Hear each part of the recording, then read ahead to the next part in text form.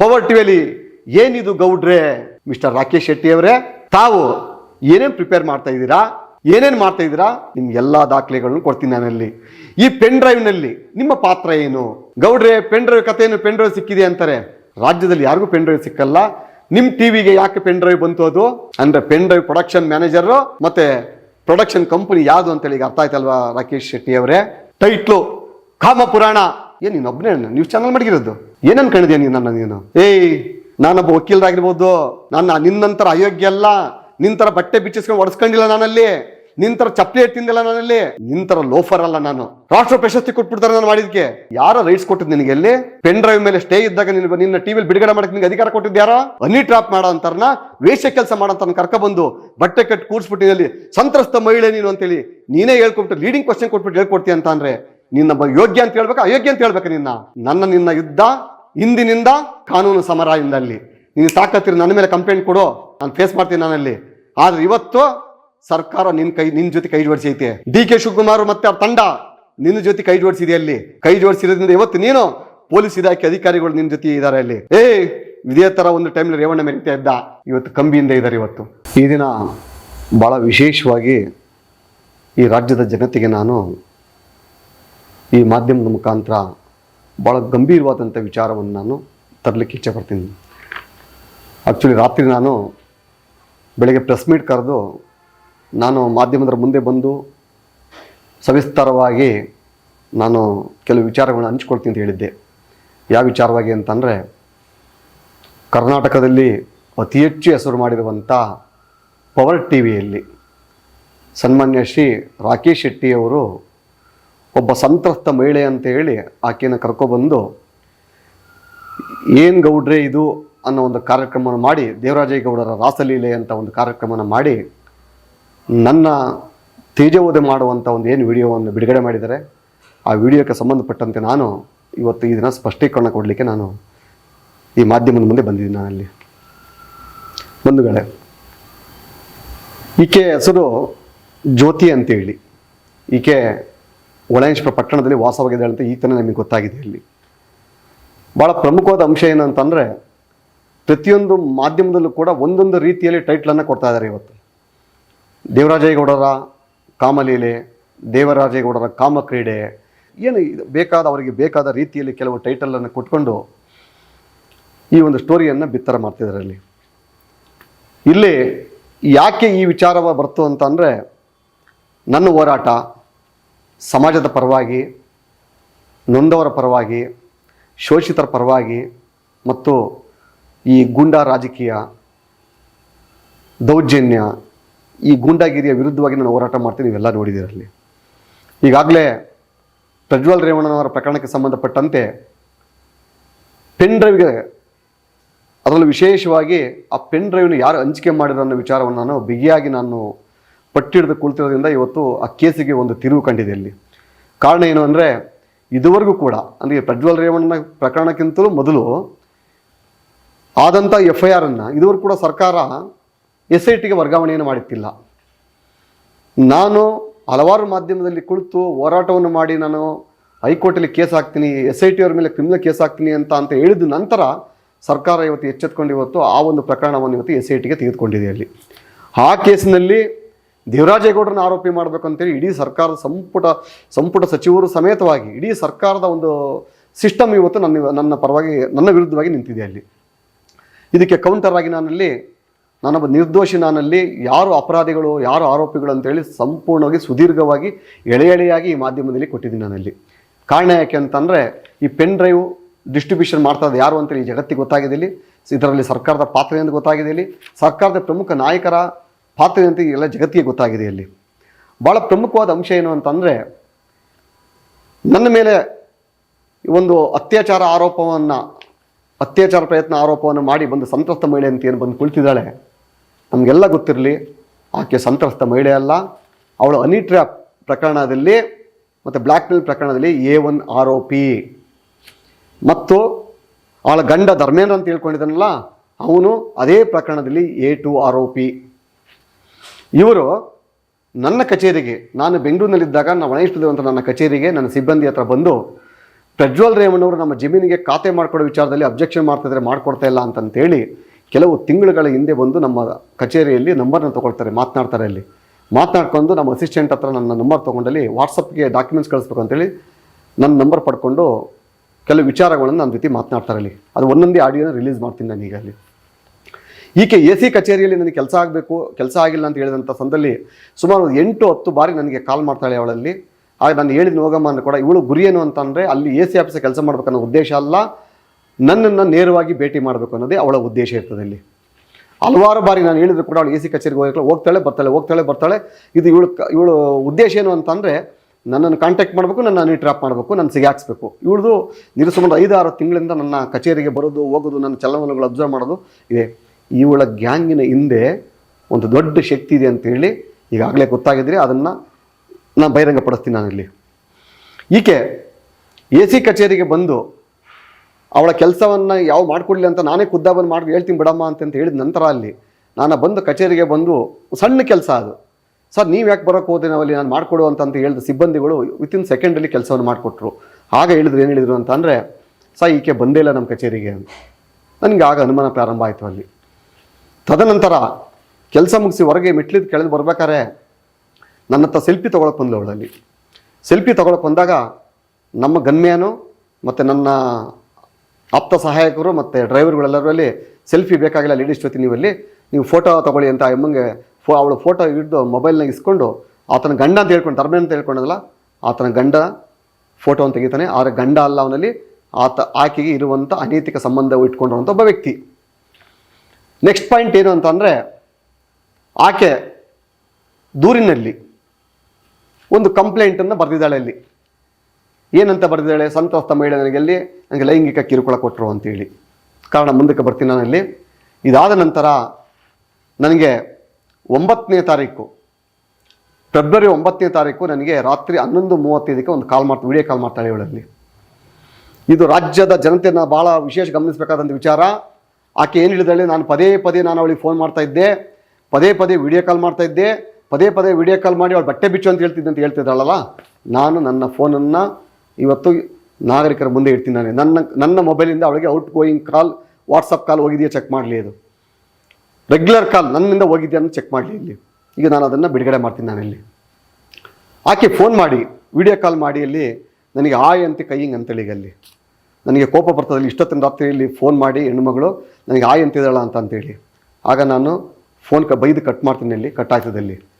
ತದನಂತರ ಆ ಸಂದರ್ಭದಲ್ಲಿ ಒಂದು ಘಟನೆ ಆಗ್ತದಲ್ಲಿ ಆ ಫೋನ್ನಲ್ಲಿ ಆಯ್ ಅಂತ ಕೈ ಅಂದಾಗ ಅಲ್ಲಿ ವಿತಿನ್ ಸೆಕೆಂಡಲ್ಲಿ ಹಿಂಬದಿ ಕ್ಯಾಮ್ರಾ ಆನ್ ಮಾಡ್ತಾಳೆ. ಅಲ್ಲಿ ಹಿಂಬದಿ ಕ್ಯಾಮ್ರಾ ಆನ್ ಮಾಡಿದಾಗ ಇಬ್ಬರು ಹೆಣ್ಣು ಮಕ್ಕಳು ಅಂತಂದರೆ ಒಂದು 22-23 ವರ್ಷದ ಭಾಳ ಸುಂದರವಾಗಿರೋಂಥ ಇಬ್ಬರು ಹೆಣ್ಣು ಮಕ್ಕಳು. ಒಂದು ಹೆಣ್ಣು ಮಗು ಬ್ಲೂ ಕಲರ್ ಲೆಗ್ಗಿನ್ಸ್ ಹಾಕಿರ್ತಾಳೆ, ರೆಡ್ ಟಿ ಶರ್ಟ್ ಹಾಕಿರ್ತಾಳೆ, ಅವಳಲ್ಲಿ ಭಾಳ ಸುಂದರವಾಗಿರ್ತಾಳೆ. ಅಲ್ಲಿ ಇನ್ನೊಂದು ಹೆಣ್ಣು ಹುಡುಗಿ ಜೀನ್ಸ್ ಸ್ಕರ್ಟ್ ಹಾಕಿರ್ತಾಳೆ, ಕ್ರೀಮ್ ಕಲರು ಟಿ ಶರ್ಟ್ ಹಾಕಿರ್ತಾಳೆ. ಅಲ್ಲಿ ಇನ್ನೊಬ್ಳು ಹುಡುಗಿ, ಇಬ್ಬರು ಹೆಣ್ಣು ಮಕ್ಕಳು ಬಟ್ಟೆಯನ್ನು ರಿಮೂವ್ ಮಾಡ್ತಾ ಇರ್ತಾರೆ. ಅಲ್ಲಿ ನಾನು ಕಟ್ ಮಾಡ್ತೀನಿ ಫೋನಲ್ಲಿ. ಎಗೇನ್ ಮತ್ತೆ ಕಾಲ್ ಮಾಡಿದಾಗ ಆ ಹೆಣ್ಣು ಮಕ್ಕಳು ಒಂದು ಚೂರು ಬಟ್ಟೆ ಎಲ್ಲ ಮೈ ಮೇಲೆ ಬೆತ್ತಲೆಯಾಗಿ ಇರ್ತಾರೆ. ಅವರ ಗುಪ್ತಾಂಗವನ್ನು ಕೂಡ ಶೋ ಮಾಡೋವಂಥ ಒಂದು ಕೆಲಸಕ್ಕೆ ಕೈ ಹಾಕ್ತಾರೆ ಅವರಲ್ಲಿ.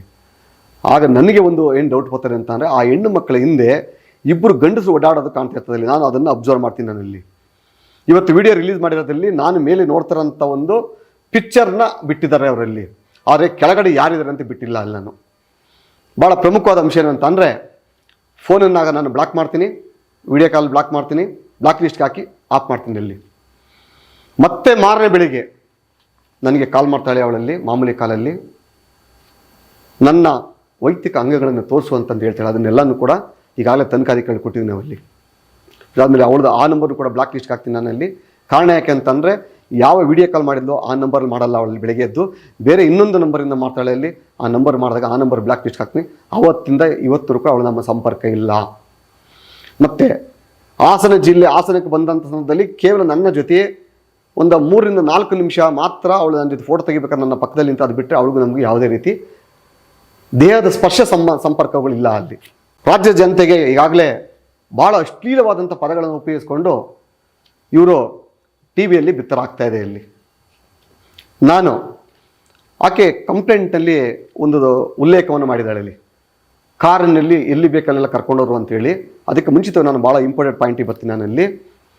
ನಾನು ಈ ಒಂದು ಘಟನೆ ನಡೀತಲ್ಲ, ಯಾಕೆ ಇವಳು ಯಾರು ಇರ್ಬೋದು ಅಂತೇಳಿ ನನ್ನ ಆಫೀಸ್ CC ಕ್ಯಾಮ್ರಾವನ್ನು ಚೆಕ್ ಮಾಡಿಸಿದಾಗ ನನ್ನ ಅಸಿಸ್ಟೆಂಟ್ ಚೆಕ್ ಮಾಡಿದಾಗ ಬೀರು ಕೆಳಗಡೆ ಒಂದು ವಸ್ತು ಇರ್ತದೆ ಇಲ್ಲಿ. ಆ ವಸ್ತು ಅಂತ ಅಂದರೆ ಒಂದು ಕುಡಿಕೆ ಮಡಿಕೆ, ಅದಕ್ಕೊಂದು ಮಂತ್ರವಾದಿ ಮಾಡಿರೋಂಥ ತಾಯ್ತಗಳು ಎಲ್ಲ ಇರ್ತಾವಲ್ಲಿ, ವಾಮಾಚಾರ ಮಾಡಿರೋಂಥ ಒಂದು ವಸ್ತು ಸಿಗ್ತದೆ ಇಲ್ಲಿ. ಅದನ್ನು ನಾವು ಯಾರು ತಂದಿಟ್ಟು ಅಂತ CC ಕ್ಯಾಮ್ರಾವನ್ನು ಚೆಕ್ ಮಾಡಿ ನೋಡಿದಾಗ ಈ ಕಚೇರಿಗೆ ಬಂದು ನಮ್ಮ ಕಚೇರಿಯಲ್ಲಿ ಇಟ್ಟಿರುವಂಥ ವಿಚಾರಗಳು ನಮ್ಮ ಬೆಳಕಿಗೆ ಬರ್ತದೆ ಇಲ್ಲಿ. ಇದಾದ ನಂತರ ಅವಳು 26/12/2023 ನಾನು ನನ್ನ ಕಚೇರಿಯಲ್ಲಿ ಕೆಲವು ಸಿಬ್ಬಂದಿಗಳನ್ನ ಕರೆದು, ನನ್ನ ಕಾರ್ಯಕರ್ತ ಕರೆದು ನಾವು ಮೀಟಿಂಗ್ ಮಾಡಬೇಕಾರಲ್ಲಿ ಇವಳು ಬಂದು ದೇವಸ್ಥಾನಕ್ಕೆ ಹೋಗಿದ್ದೆ ಅಂತೇಳಿ ಒಂದು ಪ್ರಸಾದ ಅಂತೇಳಿ ಕುಂಕುಮ ತಂದು ಹಣೆಗೆ ಇಡ್ತಾಳೆ ಅಲ್ಲಿ. ಕೈ ಕೊಡಲ್ಲ ಅವಳೇ ವಾಲಂಟ್ರಿ ಬಂದು ನನಗೆ ಹಣೆಗೆ ಇಡ್ತಾಳೆ ಅಲ್ಲಿ ಆಫೀಸ್ ರೂಮಿಗೆ ಬಂದು. ಯಾಕೆಂದರೆ ನಾವು ಕೇಳ್ತೀವಲ್ಲಿ, ಏನಮ್ಮ ಎಲ್ಲೋಗಿದ್ದು ಇಷ್ಟೆಲ್ಲ ಡ್ರೆಸ್ಸ ಬಂದಿದೆ ಅಂತ ಅಂದಾಗ ಗಂಡ ಅಂತೇಳಿ ಇಬ್ಬರಿಗೆ 2 ಹೆಣ್ಮಕ್ಳು ಇರ್ತಾವಲ್ಲಿ, ಅವರೆಲ್ಲ ಕರ್ಕೊಬತ್ತಾಳೆ ಅಲ್ಲಿ. ಏನೋ ಕಾರ್ಯಕರ್ತರು ಬಂದಾರಲ್ಲ ಅಂತೇಳಿ ಭಾವನೆಯಿಂದ ನಾನಲ್ಲಿ ಅವಳಿಗೆ ಹಣೆಗೆ ಇಟ್ಟಾಗ ಅಲ್ಲಿ ನನ್ನಲ್ಲಿ ಬೇರೆ ಥರ ಭಾವನೆಗಳು ಕ್ರಿಯೇಟ್ ಆಗ್ತದಲ್ಲಿ. ನನಗೆ 2-3 ಸೆಕೆಂಡ್ ನನಗೆ ತಲೆ ತಿರುಗಿ ಬರ್ತದಲ್ಲಿ. ನನಗೆ BP ಇರೋದ್ರಿಂದ ನಾನು ಅದನ್ನು ಏನೋ ನನ್ನ ಪ್ರಾಬ್ಲಮ್ಸ್, ನನಗೆ ಹಣೆಗೆ ಪ್ರಸಾದ ಇಟ್ಟ ತಕ್ಷಣ ಅಲ್ಲಿ 1 ಸೆಕೆಂಡ್ ಕೂಡ ಅವಳು ಅಲ್ಲಿ ಉಳಿಯಲ್ಲ, ಅಲ್ಲಿಂದ ಕಾಣೆ ಆಗ್ತಾಳೆ ಅಲ್ಲಿ. ಇದು ಭಾಳ ಗಂಭೀರವಾದಂಥ ವಿಚಾರ ಇದು.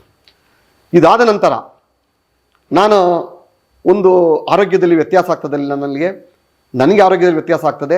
ತದನಂತರ ನನ್ನ ಸೀನಿಯರ್ಗೆ ಅವರು ಕಾಲು ಕೂಡ ಅವರಿಗೆ ಸ್ವಾಧೀನ ಸ್ವಲ್ಪ ಕಷ್ಟ ಆಗ್ತದಲ್ಲಿ, ಅಂದರೆ ನನ್ನ ವಕೀಲರಿಗೂ ಕೂಡ ಅಲ್ಲಿ.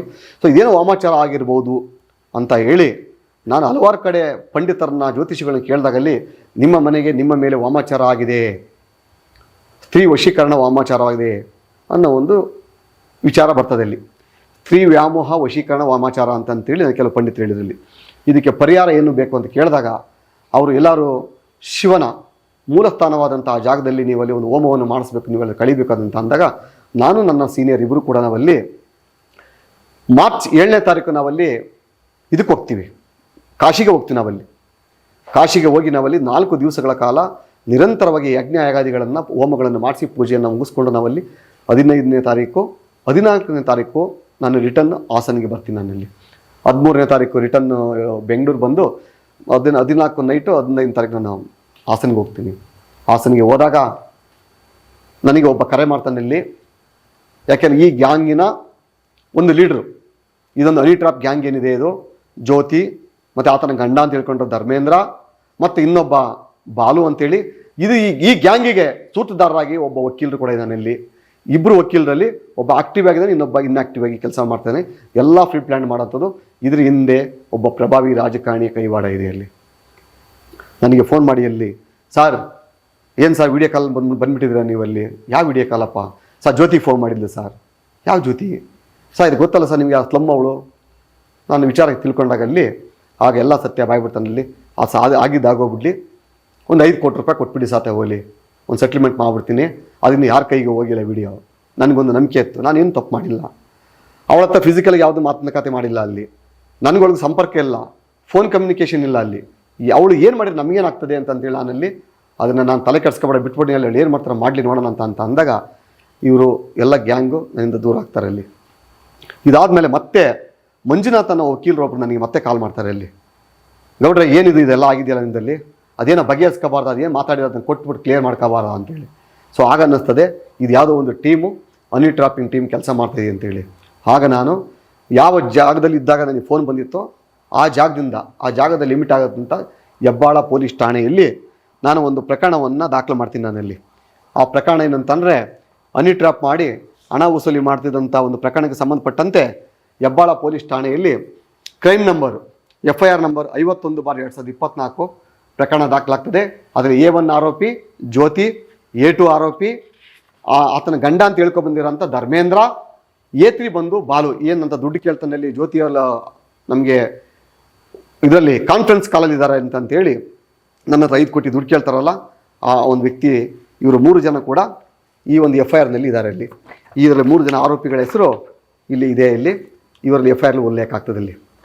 ಈ FIR ಆದ ನಂತರ ಸಮಗ್ರ ತನಿಖೆ ಮಾಡಲೇಬೇಕು ಅಂತ ಹೇಳಿ ಪೊಲೀಸ್ ಇಲಾಖೆ ಅಧಿಕಾರಿಗಳು ಅದೆಲ್ಲ ಫೋನ್ ನಂಬರೆಲ್ಲ ತೆಗೆದು ಟ್ರ್ಯಾಪ್ ಮಾಡಿದಾಗ ಇವ್ರ ಹಿಂದೆ ಒಂದು ದೊಡ್ಡ ಶಕ್ತಿ ಇದೆ ಅಂತ ಗೊತ್ತಾಗ್ತದಲ್ಲಿ ಅವನ್ನ ಅರೆಸ್ಟ್ ಮಾಡಲೇಬೇಕು ಅಂತೇಳಿ ತೀರ್ಮಾನವನ್ನು ಮಾಡಿ ಪೊಲೀಸ್ ಕಮಿಷನರ್ ಅವರ ಅನುಮತಿ ಪಡೆದು 21ನೇ ತಾರೀಕು ಅವರನ್ನು ಬಂಧಿಸಬೇಕು ಅಂತೇಳಿ ಹೊಳೆನರಸೀಪುರಕ್ಕೆ ಹೊರಡ್ತಾರೆ ಇಲ್ಲಿ. ನಾನು ಆ ದಿನ ಹೊಳೆನರಸೀಪುರದಲ್ಲಿ ಇದ್ದೀನಿ ನಾನಲ್ಲಿ. ಇದಾದ ನಂತರ ನಾನು ಬೆಳಿಗ್ಗೆ 11 ಗಂಟೆಗೆ ಬಿಟ್ಟು ನಾನು ಹಾಸನ ಹೋಗ್ತೀನಿ, ಹೊಳೆನರಸೀಪುರ ಬರ್ತೀನಿ. ನಾನಲ್ಲಿ ಸುಮಾರು 2:58 ನಾನು ನನ್ನ ಕಚೇರಿ ರೀಚ್ ಆಗ್ತೀನಿ. ಅಲ್ಲಿ ನನ್ನ ಕಚೇರಿ ಗೇಟ್ ಒಳಗಡೆ ಕರೆಕ್ಟಾಗಿ 2:59:59 ಸರಿಯಾಗಿ ನಮ್ಮ CC ಕ್ಯಾಮ್ರಾ ನಮ್ಮ ನಂಬರ್ಗೆ ಸರಿಯಾಗಿ ನಾನಲ್ಲಿ ನನ್ನ ಕಾರಿನಲ್ಲಿ ನನ್ನ ಕಚೇರಿಯ ಒಳಗಡೆ ನಾನು ಎಂಟ್ರಿ ಆಗ್ತೀನಿ. ನನ್ನ ಜೊತೆ ನನ್ನ ಅಂಗರಕ್ಷಕ ಗನ್ಮ್ಯಾನ್ ಇದ್ದಾರೆ, ಡ್ರೈವರ್ ಇದ್ದಾರೆ, ಅಲ್ಲಿ ನಾವಿದ್ದೀವಿ.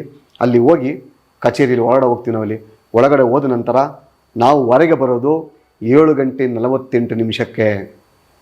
ಭಾಳ ಗಂಭೀರವಾದ ವಿಚಾರ ಇದು. ನಾನು ಕಚೇರಿ ಒಳಗಡೆ ಹೋದು 3 ಗಂಟೆಗಾದರೆ ಕಚೇರಿಯಿಂದ ಹೊರಗೆ ಬರೋದು ನಾನಲ್ಲಿ 7:48 ರಾತ್ರಿ ಟೈಮ್ನಲ್ಲಿ. ನನ್ನ ಸಿಬ್ಬಂದಿಗಳಿರ್ತಾರೆ, ನನ್ನ ಅಂಗರಕ್ಷಕರಿರ್ತಾರೆ, ನನ್ನ ಆಪ್ತ ಸಹಾಯಕರಿರ್ತಾರೆ, ಡ್ರೈವರ್ ಎಲ್ಲರೂ ಇರ್ತಾರೆ ಅಲ್ಲಿ, ವಿತ್ ಕಾರ್ಯಕರ್ತರು ಕೂಡ ಬಂದು ಹೋಗ್ತಾ ಇರ್ತಾರೆ ಅಲ್ಲಿ. ಈ ಸಂದರ್ಭದಲ್ಲಿ ಯಾವಾಗ ನಾನು ಇಲ್ಲಿ ಇದನ್ನು ಈ ಒಂದು ಸಿದ್ಧತೆ ಆಗ್ತದಲ್ಲಿ ಸುಮಾರು 4:04 ಸಮಯಕ್ಕೆ ಹೆಬ್ಬಾಳದಿಂದ ಕ್ರೈಮ್ ಪೊಲೀಸ್ನವರು ನನ್ನ ಆಫೀಸ್ ಹತ್ರ ಬರ್ತಾರೆ. ಅಲ್ಲಿ ಆಕೆಯನ್ನು ಬಂಧಿಸಬೇಕು, ಅಡ್ರೆಸ್ ಬೇಕು ಅಂತೇಳಿ. ಆಗ ನಾನು ನನ್ನ ಕಚೇರಿಗೆ ಬರ್ಮಾಡ್ಕೊತೀನಿ. ಅಲ್ಲಿ ನಾನು ಎಲ್ಲ ವೀಡಿಯೋನ ರಿಲೀಸ್ ಮಾಡ್ತೀನಿ. ಅವ್ರು ಎಷ್ಟು ಗಂಟೆ ಬಂದರು, ನನ್ನ ಕಾರ್ ಎಷ್ಟು ಗಂಟೆಗೆ ಹೋಗ್ತಾರೆ. ಕ್ರೈಮ್ ಪೊಲೀಸ್ನವ್ರು ಬಂದಾಗ ನನ್ನ ಕಚೇರಿ ಬರ್ತಾರಲ್ಲಿ, ಬಂದು 10 ನಿಮಿಷ ಕುಳಿತಿದ್ದು ಮಾತನಾಡ್ಕೊಂಡು ಅಲ್ಲಿಂದ ಅವರಲ್ಲಿ ಅವಳ ಲೊಕೇಶನ್ನ ಟ್ರೇಸ್ ಮಾಡಿಕೊಂಡು ಪಾಯಿಂಟ್ಸ್ ತೊಗೊಂಡಲ್ಲಿ ಅವಳನ್ನ ಅರೆಸ್ಟ್ ಮಾಡೋಕ್ಕೆ ಅಲ್ಲಿಂದ ಹೊರಟೋಗ್ತಾರೆ. ಅವರಲ್ಲಿ ಹೊರಟೋದಾಗ ನಾನು ಆಫೀಸಲ್ಲಿ ಇರ್ತೀನಿ. ನಾನಲ್ಲಿ ಆಫೀಸಲ್ಲಿ ಇದ್ದರೂ ಕೂಡ ಅಲ್ಲಿ ನನ್ನ ಜೊತೆ ಫೋನ್ ಕಮ್ಯುನಿಕೇಷನ್ ಇರ್ತಾರೆ. ಅಲ್ಲಿ ಆಕೆ ಸುಮಾರು 6:15 ಸಮಯಕ್ಕೆ 6:35 ಸರಿಯಾಗಿ SLN ಥಿಯೇಟರ್ನ ಹಿಂಭಾಗದಲ್ಲಿ ಯಾವುದೋ ಒಂದು ಮನೆಯಲ್ಲಿದ್ದಾಳೆ ಅಂತೇಳಿ ಮಾಹಿತಿ ಸಿಗ್ತದೆ. ಆ ಜಾಗಕ್ಕೆ ಈ ಪೊಲೀಸ್ ಅಧಿಕಾರಿಗಳೇ ಹೋಗಿ ಅವಳನ್ನು ಬಂಧಿಸ್ತಾರೆ. ಅವಳ ಗಂಡ ಅಂದರೆ ಆಕೆಯ ಅನೈತಿಕ ಸಂಬಂಧ ಇಟ್ಕೊಂಡಂಥ ವ್ಯಕ್ತಿಯನ್ನು ಬಂಧಿಸ್ತಾರೆ, ಧರ್ಮೇಂದ್ರ ಅನ್ನೋದನ್ನ. ಅವರನ್ನು ಬಂಧಿಸಿ ಅವಳಿಂದ ಮೊಬೈಲ್ನ ಹ್ಯಾಂಡ್ ಓವರ್ ತೊಗೊಳ್ತಾರೆ. ಅಲ್ಲಿ ನನಗೆ 6:40 ಫೋನ್ ಮಾಡ್ತಾರೆ. ಅಲ್ಲಿ ಸರ್ ಸಿಕ್ಕಿದ್ದಾರೆ, ಅವ್ನು ಸಿಕ್ಕಿದ್ದಾರೆ, ಅಲ್ಲಿ ಒಂದೇ ಒಂದು ಮೊಬೈಲ್ ಇದೆ, ಅಲ್ಲಿ ನಾವು ಇವ್ರನ್ನ ಅರೆಸ್ಟ್ ಮಾಡಿ ಕರ್ಕೊಂಡು ಹೋಗ್ತಾ ಇದ್ದೀವಿ ಅಂತಂದೇಳಿ ನಮಗೆ ವಿಚಾರ ತಿಳಿಸ್ತಾರೆ. ಅಲ್ಲಿ ಆದ ನಂತರ ನಾನು 7:48 ನಾನು ಆಫೀಸಿಂದ ಹೊರಡ್ತೀನಿ. ಅಲ್ಲಿ ಆ CC ಕ್ಯಾಮ್ರಾ ಫುಟೇಜ್ ಕೂಡ ರಿಲೀಸ್ ಮಾಡ್ತೀನಿ. ನನಗೆ ಈ ರಿಲೀಸ್ ಮಾಡಿದ ನಂತರ ನಾನು ಹೊರಗೆ 7:48 ಕೊಟ್ಟು ನಾನು ನೇರವಾಗಿ ನನ್ನ ಹಾಸನದ ನನ್ನ ಮನೆಗೆ ಹೋಗ್ತೀನಿ. ಇದಾದ ನಂತರ ಇವರು ಈಕೆಯನ್ನು ಮನೆಗೆ ಬೇಕಾದಂಥ ಏನೇನು ಬೇಕಾದೆಲ್ಲ ತೊಗೊಂಡು ಅವಳನ್ನು ಕರ್ಕೊಂಡು ಚಂದ್ರಪಟ್ಟಣ ಹತ್ರ ಹೋಗ್ತಾ ಇರ್ತಾರೆ.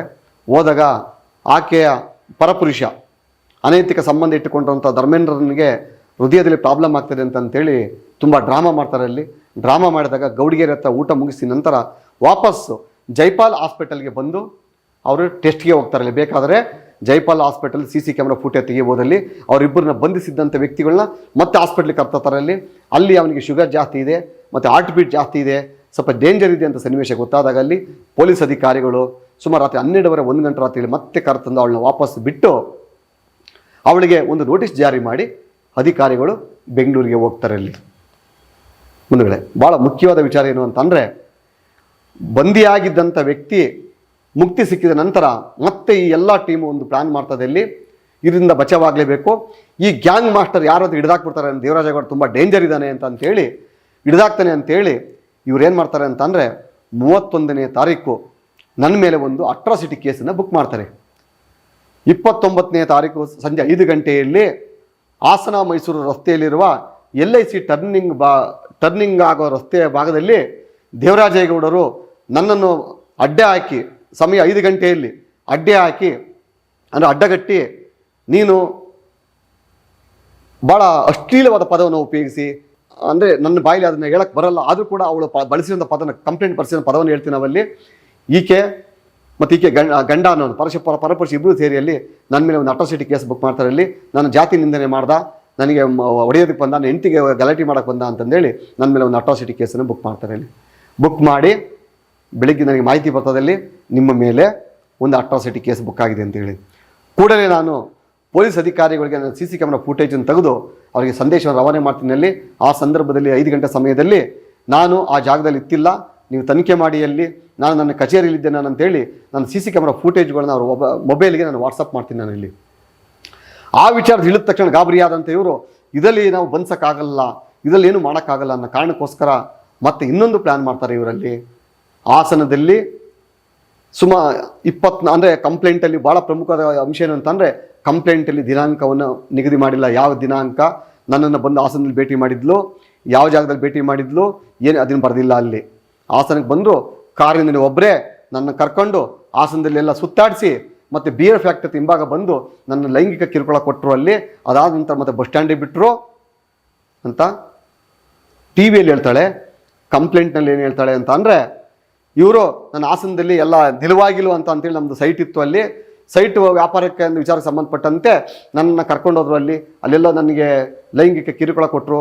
ಮತ್ತು ಎರಡನೇದಾಗಿ ಈ ಬಿಯರ್ ಫ್ಯಾಕ್ಟ್ರಿ ಹಿಂಭಾಗದಲ್ಲಿ ಬಂದು ನನ್ನ ಜೊತೆ ಲೈಂಗಿಕ ಕ್ರಿಯೆ ನಡೆಸಲು ಪ್ರಯತ್ನ ಪಟ್ಟರು, ಆಗಲಿಲ್ಲ. ಅಲ್ಲಿ ಅದಾದ ನಂತರ ನಾನು ನರಸೀಪುರಕ್ಕೆ ಹೋಗ್ತಾ ಇದ್ದೀನಿ ಅಂತೇಳಿ ನನ್ನನ್ನು ನರಸೀಪುರ ಮನೆಗೆ ಕರ್ಕೊಬಂದು ನಮ್ಮ ಮನೆಗೆ ಬಂದು ನನ್ನ ಜೊತೆ ದೈಹಿಕವಾಗಿ ಅಲ್ಲೇ ಅನುಭವಿಸಿದ್ರು ಅಂತ ಬರೆದಿದ್ದಾಳೆ. ಅಲ್ಲಿ ಮೊನ್ನೆ ರಾಕೇಶ್ ಅವರ ಟಿ ವಿಯಲ್ಲಿ, ಪವರ್ ಟಿ ವಿಯಲ್ಲಿ ಏನಂತ ಹೇಳ್ತಾಳೆ ಅಂತ ಅಂದರೆ, ನನ್ನನ್ನು ಬಸ್ ಸ್ಟ್ಯಾಂಡಿಗೆ ಬಿಟ್ಟು ಹೋದ್ರು ಅಂತಾಳೆ ಅದರಲ್ಲಿ.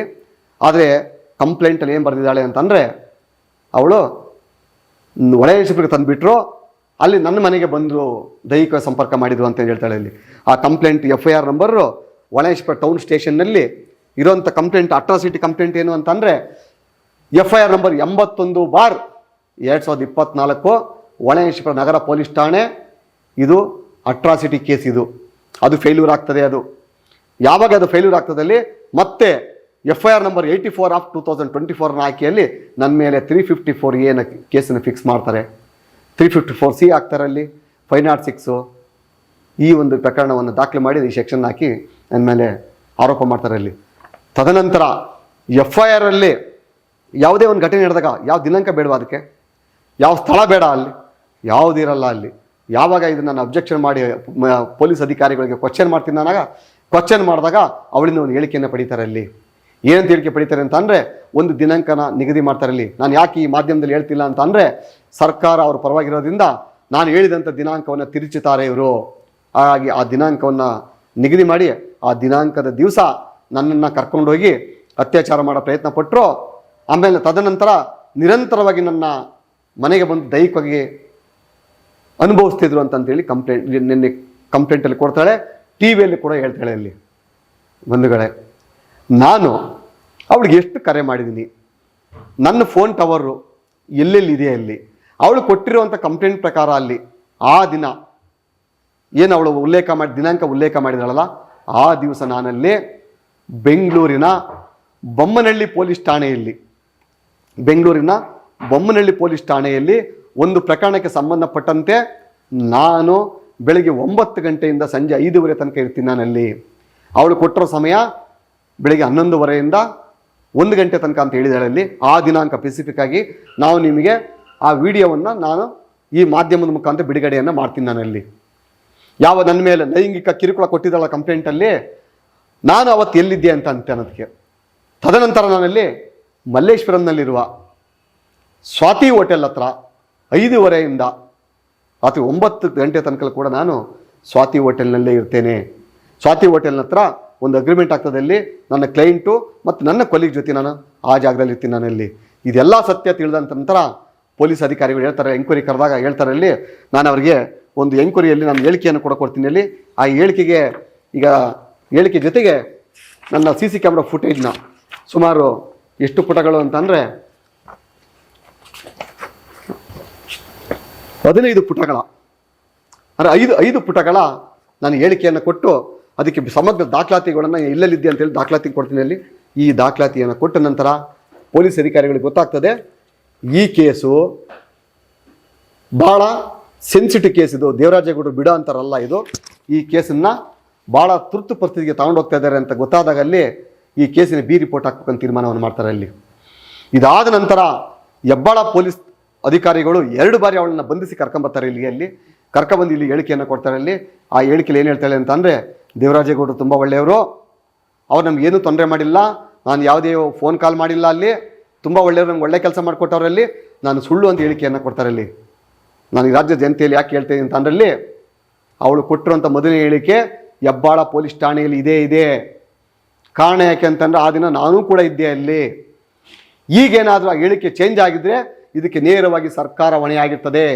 ಈಗಾಗಲೇ ಪೆಂಡ್ರೈವ್ ಪ್ರಕರಣದಲ್ಲಿ ಹಲವಾರು ಸಾಕ್ಷ್ಯಾಧಾರಗಳು ಸಿಕ್ಕಿ ರಾಜ್ಯದ ರಾಜಕೀಯದ ಪ್ರಮುಖ ನಾಯಕರುಗಳು ಇದರಲ್ಲಿ ಭಾಗಿಯಾಗಿದ್ರಂತೆ ಅಂತೇಳಿ ಹಲವಾರು ಸಾಕ್ಷಿಗಳನ್ನ ಕ್ರೋಢೀಕರಣ ಮಾಡಿಕೊಂಡ ನಂತರ ನನಗೆ ಹಲವಾರು ಆಫರ್ಗಳನ್ನ ಕೂಡ ಈ ರಾಜ್ಯ ಸರ್ಕಾರದ ಪ್ರಮುಖ ನಾಯಕರುಗಳು, ಮಂತ್ರಿಮಂಡಲದ ಮಹಾಶಯರು ನನ್ನ ಭೇಟಿ ಮಾಡಿದ್ರಲ್ಲಿ ನಾನು ಯಾವಾಗ ಅದಕ್ಕೆ ಒಪ್ಪಲಿಲ್ವೋ ಈ ಒಂದು ವಾಮ ಮಾರ್ಗವನ್ನು ಹಿಡಿದು ಎಲ್ಲೋ ಇದ್ದ ಕೇಸನ್ನು, ಯಾವುದೋ ಸಂಬಂಧ ಇಲ್ಲದ ಕೇಸನ್ನು, ಸುಳ್ಳು ಕೇಸನ್ನು ತಂದು ಅದಕ್ಕೆ ಜೀವನವನ್ನು ಕೊಟ್ಟು ಅದರಿಂದ ನನ್ನ ಬಂಧಿಸ್ಬೇಕಂತೇಳಿ ಕಂಡಿದ್ದಾರೆ ಅವರಲ್ಲಿ.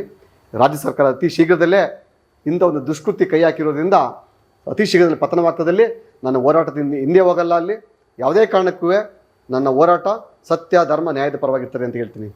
ಈ ಸರ್ಕಾರದ ಕೆಲವರು ಯಾರು ನಾನು ಪೆನ್ ಡ್ರೈವ್ ಕೇಸ್ ಹಗರಣದಲ್ಲಿ ಸಿಗಾಕೊಂಡಿದ್ದಾರಲ್ಲಿ ಅದರ ಪ್ರಮುಖ ನೇತಾರರಾದಂಥ ಕೆಲವು ರಾಜಕಾರಣಿಗಳು ಇನ್ವಾಲ್ವ್ ಆಗಿರ್ತಾರೆ ಚೇಂಜ್ ಆಗೋದಕ್ಕೆಲ್ಲಿ.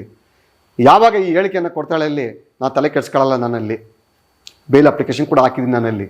ಸೊ ಎಲ್ಲ ಸ್ಕ್ಯಾಮು ಇವ್ರು ಏನು ಪ್ಲ್ಯಾನ್ ಮಾಡಿದ್ದಾರೆ ಆ ಪ್ರಕರಣ ತಪ್ಪಿಸ್ಕೋಬೇಕು ಇವರು, ಇದರಿಂದ ಹೊರಗೆ ಬರಬೇಕು ಅಂತಂತೇಳಿ ಇದನ್ನು ಹುನ್ನಾರವನ್ನು ಮಾಡಿ ಊರಿಗೆ ಹೋದಂಥ ಹೆಣ್ಣುಮಗಳನ್ನು ಮತ್ತೆ ಇಲ್ಲಿಗೆ ಯಾರು ಕರ್ಕೊಬರ್ತಾರೆ ಅಂತಂದರೆ